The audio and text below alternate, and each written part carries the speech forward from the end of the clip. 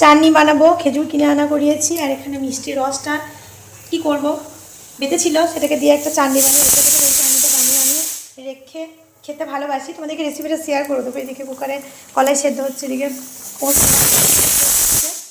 ডিমটা সারাবো। জেঠিমা আজকে নেই, মেয়ে বাড়ি গেছে, তাই রান্না কমপ্লিট করার পর এখানে তারপর সব গুছিয়ে বাসন যে কটা হবে সব একসাথেই ধুয়ে নেব। এখন খেজুরটাকে জলে ভিজিয়ে নেব।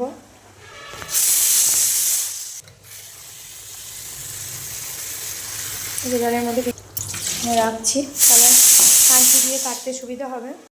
রান্নার শেষে বেসিনের অবস্থা দেখো, বেসিনে তো আর জায়গায় হচ্ছে না বাসনে।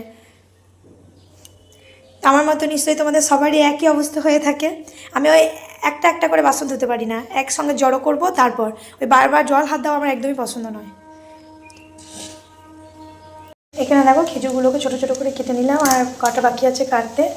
আর এখানে দেখো টমেটোগুলো চাপিয়ে নিয়েছি, আদাকে গ্রেট করে তোমরা দিয়ে দেবে, শুকনো লঙ্কা দেবে, তেলটা একটুখানি দেবে, কারণ আচারটা তো একদিনে খাবো না, রেখে খাবো।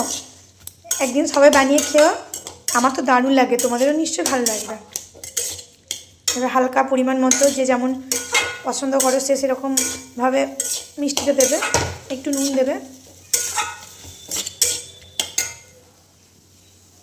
এই দেখো আমার চাটনি রেডি। ওপরে একটু ভাজা গুঁড়ো দিয়ে দিলাম, দেখতে পাচ্ছ, এটাকে ছড়িয়েছি। এবার একটু মিশিয়ে নিলাম। কে কে ভালোবাসো বলো চাটনি খেতে। একদম টান টানভাবে করে রেখে দেবো। এটা স্টক করে রেখে খেতে পারো, আমি তো স্টক করেই রাখবো।